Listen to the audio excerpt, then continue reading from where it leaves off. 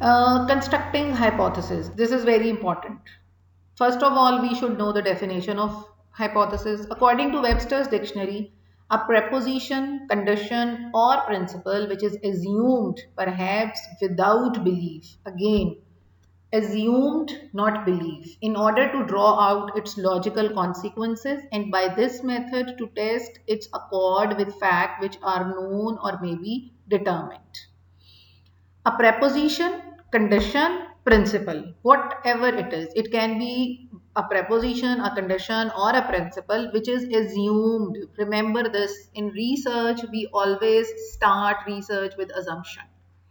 If you believe something, then there is no need to conduct some research. So hypothesis is that assumption on which we based our researches. We believe that use of excessive use of social media in excess can affect the achievement grade of the student. Now this is not a belief, it is just an assumption. At the end of the research, you may find that this can be totally opposite. The use of social media, if one child is using social media, for example, for learning, it can improve his grades also. All of you as a student use social media at different times for different reasons, but when there is exam, always you use it for to improve your learning. You download material on it, you learn from it. If you even don't have a book, you can have access to that area. So this assumption can be wrong at the end of some researches, or it can be wrong for different age groups. So when you will start these types of researches, you will assume some statement, and then you are going to test that statement through your data and through your statistical analysis. Black and Champion define hypothesis as tentative statement about something, the validity of which is usually unknown. Validity means how valid that statement is, how accurate that statement is. We should believe it or not. So he again says that it is just a statement about something which we are going to study at the end, and which we are going to test at the end of the research. The function of hypotheses are to provide a study with focus. For example, you have a research, and it will give your research a direction, a focus. You will go for whatever your study is. If you want to do some in-depth studies, the hypothesis will direct you that how to start it and how to go about it. What data to collect? Of course, this is your methodology, which method you will use to collect that data, and which type of data. Again, which are your variables also, because hypothesis also describe your variables also. Enhance objectivity in the study. When you think that this is an assumption, it can be proved correct, or it can be proved incorrect. We have both the options. So this give your research a very objectivity. Objectivity means that there no biases are involved in this research. Personal biases, biases of this researcher. You can't be biased if you will properly make your hypothesis objectively to formulate a theory. This hypothesis will be a theory in the end when you will prove it true. Maslow's hypothesize that there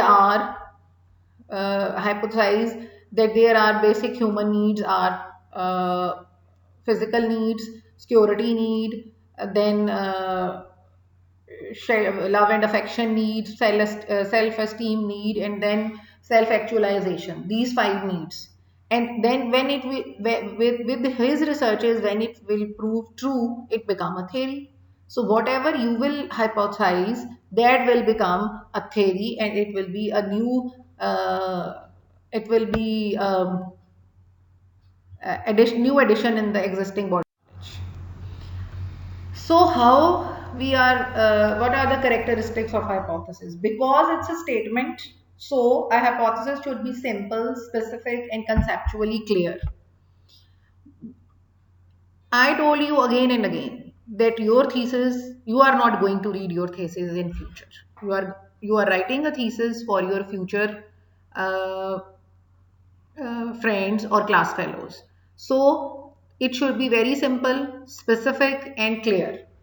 If your hypothesis will be simple, specific, and clear, it is very important for you also that you will make your methodology according to that, because hypothesis will guide you to what methodology you will follow, what will be the research type, what will be the method of data collection, what will be your instrument. So hypothesis will give you the clearance about all these things. So it should be simple, specific, and conceptual.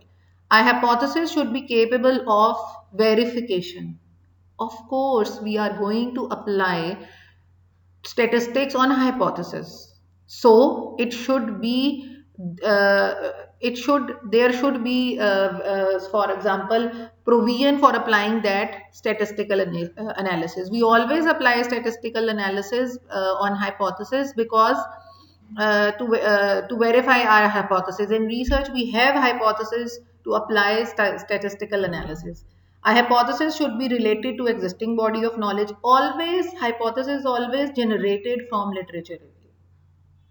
A thorough literature review will help you to make your hypothesis more realistic. Hypothesis should be operationalizable. If whatever hypothesis you will narrate, you should be able to define that hypothesis and should be able to explain the validity of that hypothesis. So that's why we have always hypothesis with a very very clear literature review and after the introduction of your variables.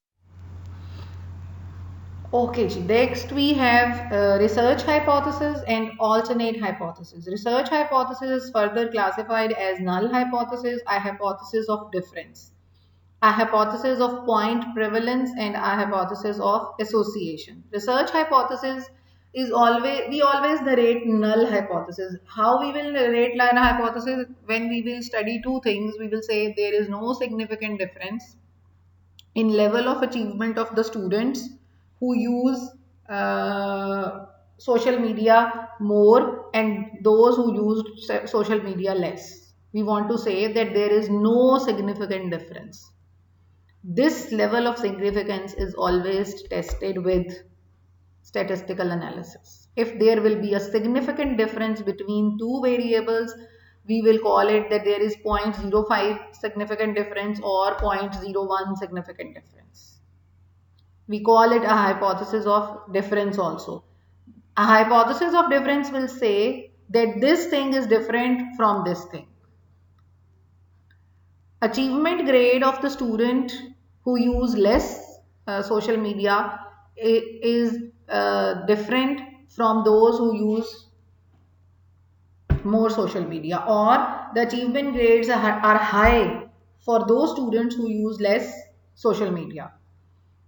A hypothesis of point prevalence means again that like null hypothesis that we will say that there is a slight difference of between these two variables. For example, the student who use social media and those who do not use social media, there is very slight difference in the achievement grade of those.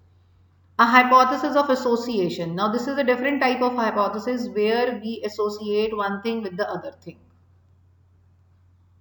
Smoking can cause cancer.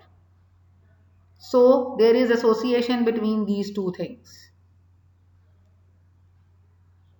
To study those associations, we narrate these hypotheses like this, that excessive smoking can cause cancer. So that means that excessive smoking is associated with the cause of alternate hypothesis.